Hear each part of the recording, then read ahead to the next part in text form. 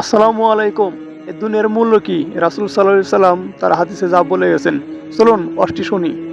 এই দুনিয়ার অবস্থাটা কি? রাসূলুল্লাহ সাল্লাল্লাহু আলাইহি ওয়াসাল্লাম একটি বাজারের পাশে দিয়ে তিনি যাচ্ছিলেন, সেখানে একটা ছোট বকরির বাচ্চা মরা পড়ে আছে এবং গলে গেছে, পচে গেছে।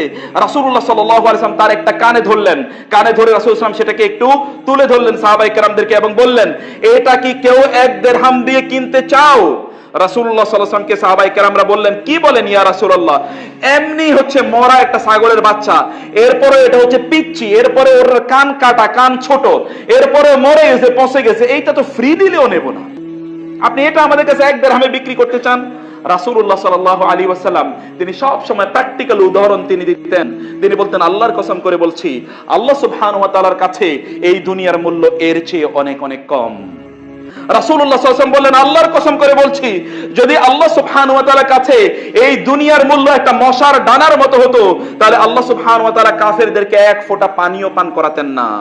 আল্লাহ রাসূল সাল্লাল্লাহু আলাইহি ওয়াসাল্লাম বলেছেন, এই দুনিয়াটা হচ্ছে এইরকম যে কোন একজন ব্যক্তি কোন জায়গায় তিনি সফরে যাচ্ছিলেন, ভ্রমণে যাচ্ছিলেন, কিছুক্ষণ তিনি ক্লান্ত হয়ে গাছের নিচে বসলেন। যতক্ষণ গাছের নিচে বসলেন ততক্ষণই হচ্ছে এই দুনিয়া, এবং দুনিয়ার মূল্যটা ততটুকুই। ওইটা যেমনি ভাবে কোনো ব্যক্তির ডেস্টিনেশন বা গন্তব্য নয়, ওই গাছের নিচেই সে চিরকাল বসে থাকবে না, কিছুক্ষণ বসে থেকে সে যেদিকে যাওয়ার কথা ছিল সেই দিকে যাবে। তেমনি ভাবে একজন ইমানদারের গন্তব্য হচ্ছে আখিরাত, সে আখিরাতের দিকেই প্রতি মুহূর্তে গমন করবে এবং সেই দিকে সে এগিয়ে যাবে। প্রতি মুহূর্তে সে মাপবে, জিজ্ঞেস করবে আর কত কিলোমিটার আছে ওইখানে যাওয়ার মতো। আপনি তো কোনো একটা জায়গায় যাওয়ার আগে বারবার মানুষকে জিজ্ঞেস করেন যে ভাই আর কত কিলোমিটার আছে, কত দূর আছে ওই জায়গায় যাওয়ার জন্য। আখিরাতে তো আপনার এরকম একটি পথ কতবার জিজ্ঞেস করেছেন নিজকে অথবা অন্য কাউকে, যে আখিরাতের ওই জান্নাতে যাওয়ার জন্য আর কতটুকু রাস্তা বাকি আছে, আমি কতটুকু যেতে পেরেছি, কতটুকু এগিয়েছি। নিজকে জিজ্ঞেস করুন, প্রতিদিন ঘুমানোর আগে নিজকে একবার জিজ্ঞেস করুন যে আমি কি জান্নাতের পথে এগুলাম? আজকের গোটা দিনের কাজ জান্নাতের পথে আমাকে কতটুকু এগিয়ে নিয়ে গেল, নাকি আমি ধীরে ধীরে জাহান্নামের পথে এগিয়ে যাচ্ছি?